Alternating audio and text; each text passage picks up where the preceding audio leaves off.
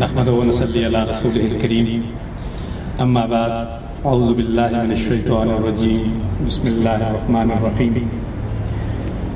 صدر مجلس محترم نعمت اللہ خان صاحب اور میرے انتہائی عزیز مہمانان کرام، چونکہ وقت بہت کم ہے اس لیے بالکل اختصار کے ساتھ کام لیتے ہوئے اپنی ایک دو باتیں آپ کے سامنے رکھنے کی کوشش کروں گا۔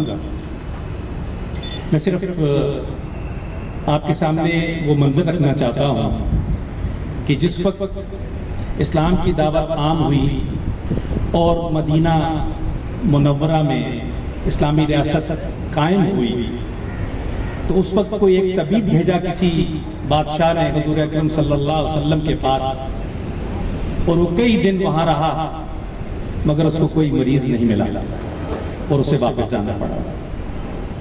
پھر اس کے بعد خلفائے راشدین کا دور آتا ہے تو ہم دیکھتے ہیں کہ لوگ زکوٰۃ لے کے پھر رہے ہیں مگر زکوٰۃ لینے والا کوئی نہیں۔ وہ تو بالکل غیر ترقی یافتہ قوم تھی۔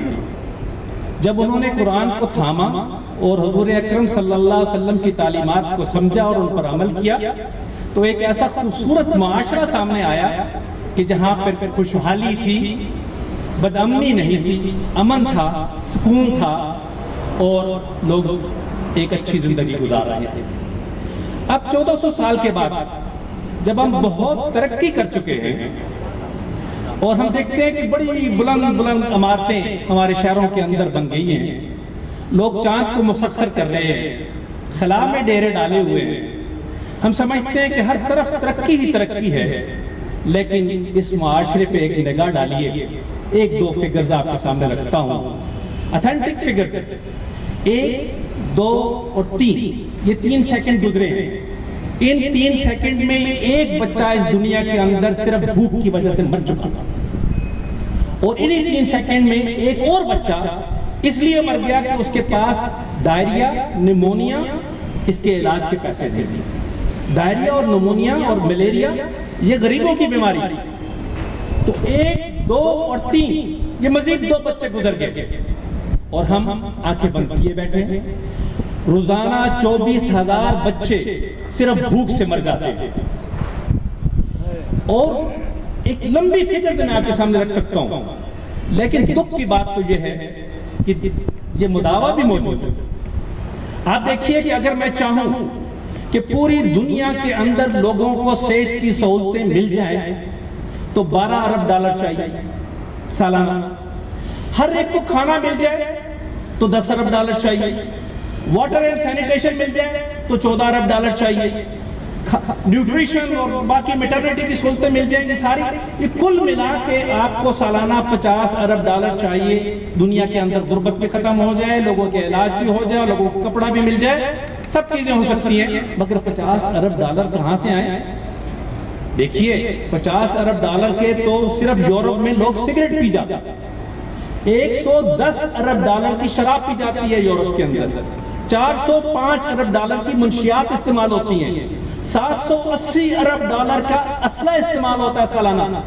اس کا 1% آپ نکال دیجئے، صرف 1%، تو دنیا میں غربت نہیں رہے گی، غریب نہیں رہے گا اور بیمار نہیں رہے گا۔ عزیز صاحب، یہ صرف میں میسیج دینا چاہتا ہوں کہ خود اس دنیا کے اندر ایک ایسی یہ جو بے چینی نظر آتی ہے، یہ ڈسپروپورشنیٹ ڈویژن جو ہے اس کی بنیاد پر اہل خیر کو آگے بڑھنا ہوگا تبھی یہ کام چلے گا، اور اہل خیر کے لیے تو قرآن میں صاف کہہ دیا گیا کہ ہے کوئی جو مجھے بڑھ کر قرضہ دے میں اس کو 10 گنا بڑھا کر دوں اور پھر جتنا میں چاہے اس کو بڑھا دوں۔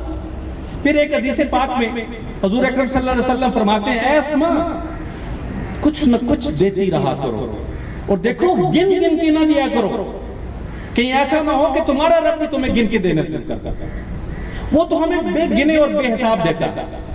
عزیز ساتھیوں، حضرت موسیٰ علیہ السلام کے ایک صحابی ان کے پاس آتے ہیں اور کہتے ہیں کہ آپ کلیم اللہ ہیں، آپ میرے لیے دعا کیجئے اور اللہ سے کہیے کہ جتنا رزق میرے لیے لکھ دیا گیا وہ سارے کا سارا مجھے ایک دم دے دے۔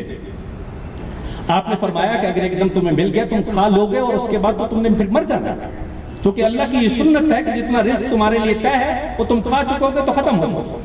اس نے کہا آپ اس کی پرواہ نہ کریں، بڑی ضد کی تو انہوں نے دعا کی اور رزق اس کو دے دیا گیا۔ حضرت موسیٰ علیہ السلام نے کچھ عرصے کے بعد بھیجا کسی شخص کو کہ جاؤ دیکھ کے آؤ تو اس کا کیا بنا، وہ تو اڑا چکا ہوگا، زندہ ہے کہ نہیں۔ وہاں جا کے دیکھا تو ایک لنگر چل رہا، سینکڑوں کی تعداد میں لوگ آ رہے ہیں۔ کچھ عرصہ گزرا تو پھر بھیجا، اب دیکھ کر آؤ تو ختم ہو گیا۔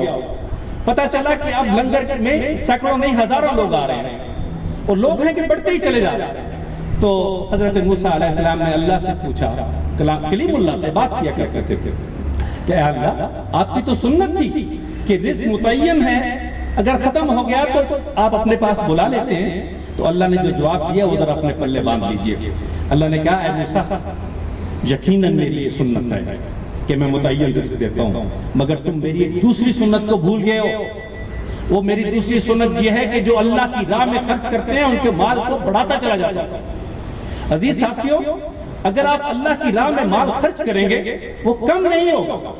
اور جو میرا مال کا ہم کہتے رہتے ہیں، خود حضور پاک صلی اللہ علیہ وسلم نے کہا کہ حضرت انسان تو بس اس کو ایک وادی مال دے دیا جائے تو کہتا ہے دوسری وادی بھی دے دی جائے تو کہتا ہے تیسری وادی ہے۔ اور پھر کہا کہ اس حضرت انسان کا پیٹ نہیں بھرتا سوائے مٹی سے کہ جب وہ قبر میں جائے گا۔ عزیز ساتھیوں، میں یہ عرض کرنا چاہتا ہوں کہ ہم اپنی جیب میں سے کچھ نہ کچھ ضرور نکالیں، اس لیے کہ یہ جو کچھ نکالیں گے یہی ہمیں آخر میں کام آنا ہے۔ بقیہ جتنا ہم اکٹھا کریں گے وہ یہی رہ جائے گا، اس پہ تو جھگڑے ہوتے رہیں گے۔ اس لیے میری آپ سے گزارش ہے کہ آگے بڑھ کر اس پروجیکٹ کے لیے دست تعاون بڑھائیے۔ مجھے اشارہ کنایا میں نے کہا کہ الخدمت فاؤنڈیشن سے، میں آپ سے پوچھتا ہوں کیا میں فاٹا سے اور سوات سے، کے پی کے سے اور ڈیرہ اسماعیل خان سے اور اندرون سندھ سے ان ضلعوں سے مانگ کے میں کراچی کو لا کے دوں یا کراچی سے مانگ کے ادھر لے کے جاؤں؟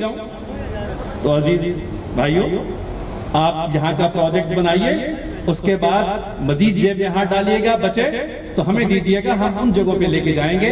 اور وہاں پہ جو لاکھوں بچے اس وقت یتیم ہو چکے ہیں فاٹا میں، سوات میں، سیلاب کی وجہ سے اور سارے اس آپریشنز کی وجہ سے، ان سب کے لیے ہم نے ایک اسکیم بنائی ہے کہ اس سال انشاءاللہ ہم 10,000 بچوں کی کفالت کا بندوبست کریں گے۔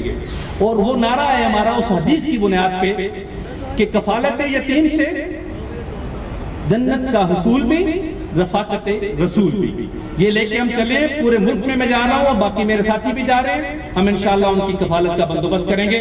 بھلے آپ پہلے اسپتال بنا لیجئے، آپ کے پاس پیسے بچ گئے یتیموں کے لیے تو الخدمت فاؤنڈیشن کو دیجئے گا، انشاءاللہ ہم مستحقین تک پہنچائیں گے۔ وآخر دعوانا الحمدللہ۔